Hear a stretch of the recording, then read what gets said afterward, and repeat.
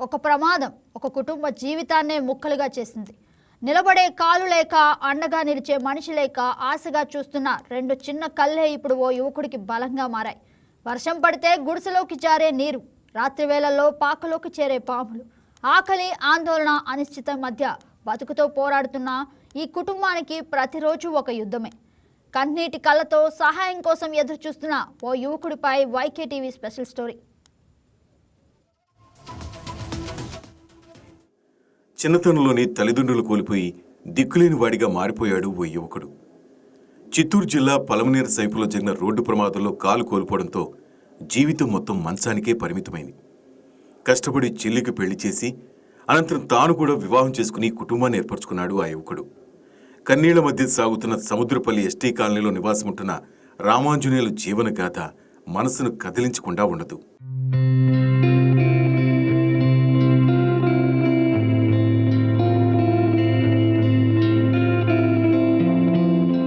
కష్టపడి కూలి పని చేస్తూ తన చిన్న కుటుంబాన్ని సంతోషంగా నడిపిస్తున్నాడు. కానీ అనుకోకుండా జరిగిన ఓ ప్రమాదం అతని జీవితాన్ని పూర్తిగా చీకటిలోకి నెట్టేసింది. ఆ కుటుంబాన్ని రోడ్డును పడేసింది. అన్నీ సవ్యంగా సాగుతున్న సమయంలో విధి అతనిపై క్రూరంగా విరుచుపడింది. కూలి పని ముగించుకుని ఇంటికి వస్తుండగా పలమనేరు సమీపంలో జరిగిన రోడ్డు ప్రమాదం అతని జీవితాన్ని పూర్తిగా మార్చేసింది. ట్రాక్టర్ కాలుపై ఎక్కడంతో కాలును తొలగించాల్సిన దుస్థితి నెలకొంది. ఈ ఘటనతో ఇప్పటికే కష్టాల్లో ఉన్న అతనికి మరొక దెబ్బ తగిలింది. తనకు తోడుగా ఉండాల్సిన భార్య కూడా వదిలిపెట్టి వెళ్లిపోవడంతో రామాంజనేయులు పూర్తిగా కుంగిపోయాడు. అంతేకాకుండా అల్లారముద్దుగా చూసుకున్న చెల్లి మరణించడంతో విషాదంలో మునిగిపోయాడు.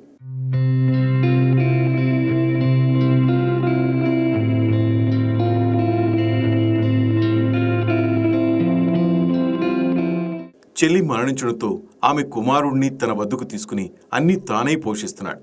ఇదే క్రమంలో వదిన కుమార్తెను కూడా తీసుకుని జీవనం సాగిస్తున్నాడు. ఇంతలో జరిగిన ప్రమాదం అతని దిక్కులేని వాడిగా మార్చేసింది. ఇప్పుడు ఆ ఇద్దరు చిన్నారులే అతనికి తల్లిదండ్రులు. అతనే వారికి ఆశ్రయం. చదువుకోవాల్సిన చిన్నారులు తల్లిదండ్రులుగా బాధ్యతలు మోస్తున్నారు. ప్రభుత్వం తమను ఆదుకుని ఇల్లు మంజూరు చేయాలని, తనకు వికలాంగ పెన్షన్ ఇవ్వాలని, పిల్లల చదువుకు సహాయం చేయాలని రామాంజనేయులు కన్నీటి పర్యంతమవుతూ వేడుకుంటున్నాడు. యాక్సిడెంట్ అయ్యి 6 నెలలు 7 నెలలు అవుతుంది. బిడ్డ నుంచి కొంచెం కష్టంగా ఉంది. పనికి పోయి వస్తా అంటే యాక్సిడెంట్ అయింది. ఏం కొట్టేసింది వచ్చి? ట్రాక్టర్.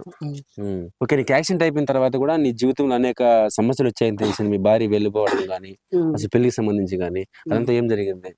నాకు యాక్సిడెంట్ అయ్యి కాలు పోయే ముందరికి వదిలేసి వెళ్ళిపోయింది మా భార్య.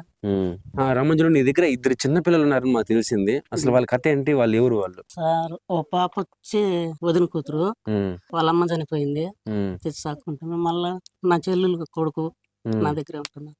మీ చెల్లెలు? మా చెల్లెలు కూడా చనిపోయింది. ఓకే, అంటే ఇప్పుడు మీరు ఉండేదానికి, అది తినేదానికి కావచ్చు, ఎందుకంటే నీ పాపం నీ కాలు తీసేశారు.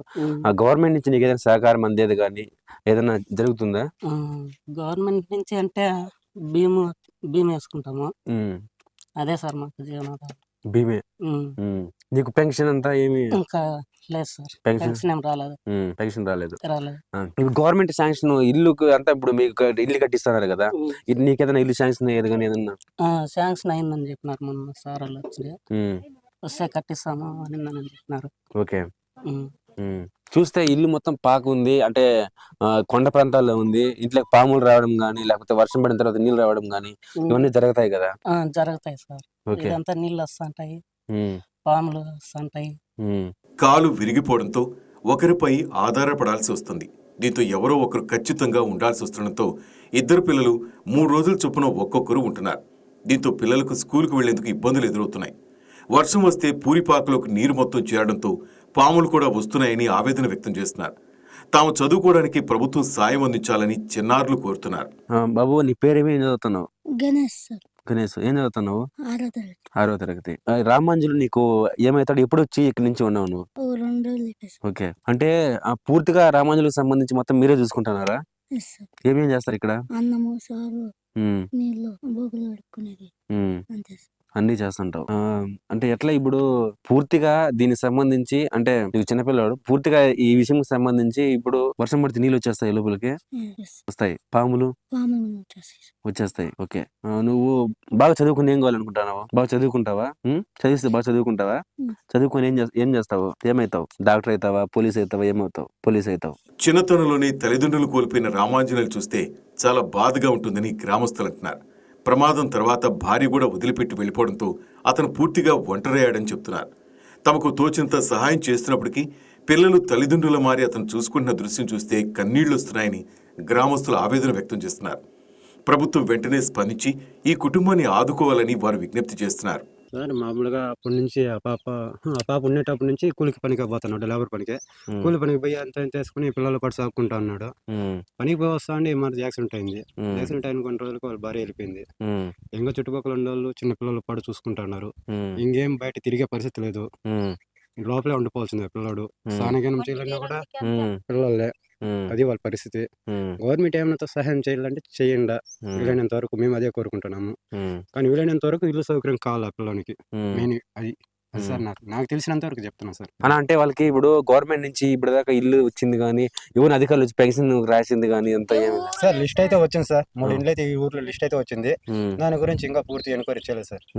పేర్లు అయితే వచ్చినాయి. ఆయన పేరు వచ్చిందా? వచ్చింది సార్, రామంజుని. కానీ వాళ్ళ భార్య పేరు ముందు వచ్చింది, కానీ దీన్ని ఏం చేయాలో తెలియలేదు సార్.